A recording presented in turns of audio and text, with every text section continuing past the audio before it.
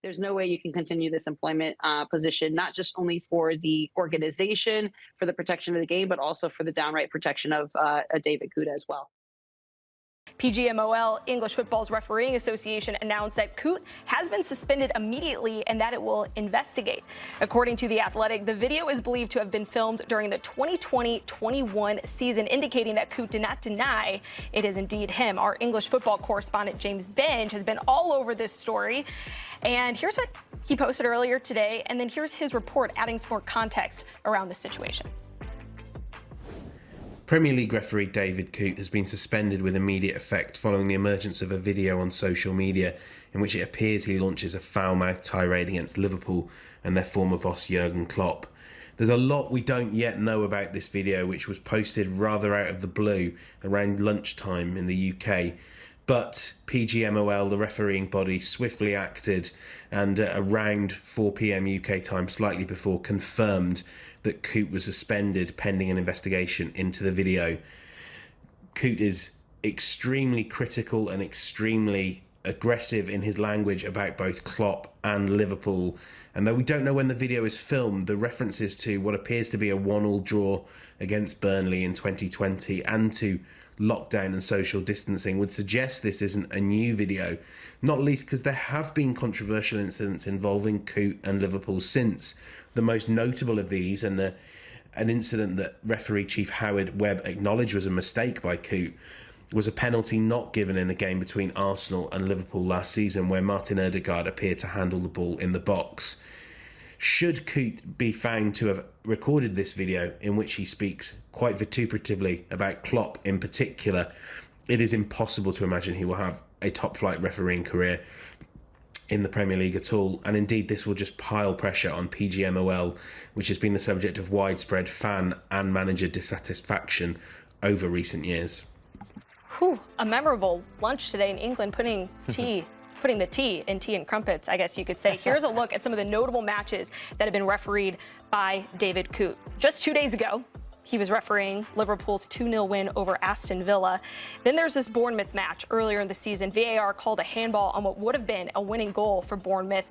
The assignment for Coote on that match was referee, so perhaps not all of his involvement there. Either way, important to note. You just heard James Benge mention that Liverpool-Arsenal match from last season, where it was admitted on that controversial Martin Odegaard handball that it was an error. And then Coote was also on VAR when Jordan Pickford's challenge on Virgil van Dijk went unpunished, and Van Dijk tore his ACL on that play. Ian, from a player's perspective, what was your reaction to this all coming down today? Yeah, obviously this is very, very sad. I mean, I'm not surprised though. I'm not surprised. In this generation, I'm just not surprised to see videos like this exist out there. I mean, after all, he is a human being. He does have feelings about individuals that he likes or dislikes. I mean, who hasn't had a conversation with people that maybe they would trust and maybe gone after people around them or in their world that they don't like or they haven't enjoyed a moment?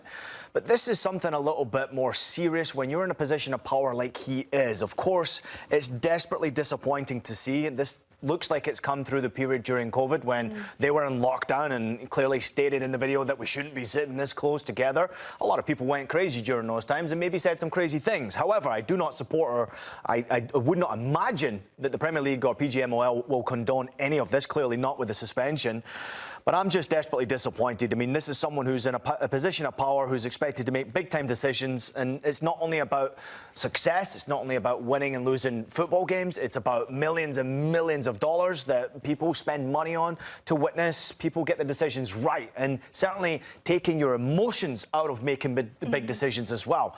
I mean, I don't appreciate whatsoever anytime people criticise the Scousers. You know, I have a personal connection to the Scousers, having spent my rookie days on Merseyside, and they're some of the most awesome people that you will ever meet. Genuine, loving, honest, and just passionate people you will ever meet, and loyal. So I don't understand the criticism, but I can understand that people sometimes don't like people from another area of the country or the world. So it's frustrating, and I don't like it, and it certainly was a bit of a surprise for me today. One perspective we certainly want to hear is that of Christina Unkel, our CBS rules analyst, who joins us now. Christina, shocking news today. What has been the response from the refereeing community? It's shocking news, and Ian hit a lot of this on the head and kind of reinforced it. You know, the ripple effect that's happening in the referee community and in the conversations in the chat, right? This is an individual who's been refereeing at the highest level of the Premier League. There's so many eyes. Not many people understand or fully appreciate, especially maybe domestic side, how much scrutiny happens in the Premier League, particularly with the referees. It being the #1 sport in that country, if you make a wrong decision and or a decision that maybe somebody doesn't like, even though it's correct, that is on the front cover, your family, your friends, everyone on the train, everyone talks about it. So it's not an easy league to referee. But in order to see this, especially from an individual like Coote, who did go to and represented England as a referee team at the men's Euros, high promising, is considered one of their top official from a VAR perspective. To see this video, irony not lost on me, that this is the commentary, and as kind of Ian hit it on the head, when you are in a position, specifically in a position to have an outcome and impact the outcome of the game, there's already so much narratives. There's already so much campaigning that happens within the media that tries to blame one thing or the other on the officials, right? But then to have this kind of video come out, you know, it continues to, I wouldn't say propound or continue to reinforce what people's theories are, right? Speculations are that so-and-so doesn't like it, that they are biased, that the referees are throwing it for this team, right? That's the type of stuff we always have to combat. We are always saying, I know I'm personally always saying, you know, that the officials don't care who wins so long as the third team does not make a decision that impacts the outcome of the game.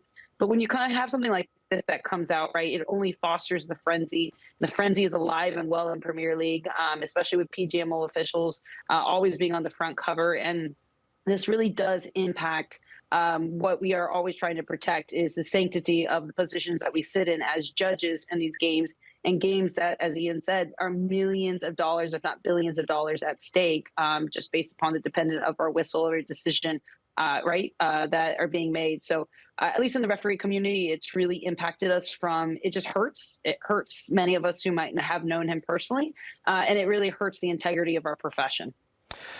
Yeah, I find it very difficult now, Christina, turning it to a bit more of a serious note. PGMOL and, of course, have reacted very quickly with the Premier League to suspend him. But what could the punishment be? How severe could the punishment be? I find it difficult to imagine that he can now go referee a game again in the Premier League, let alone anywhere near Merseyside with Liverpool and Everton. I mean, how severe could this punishment possibly be? I know it's early to ask that question, but I got to ask it.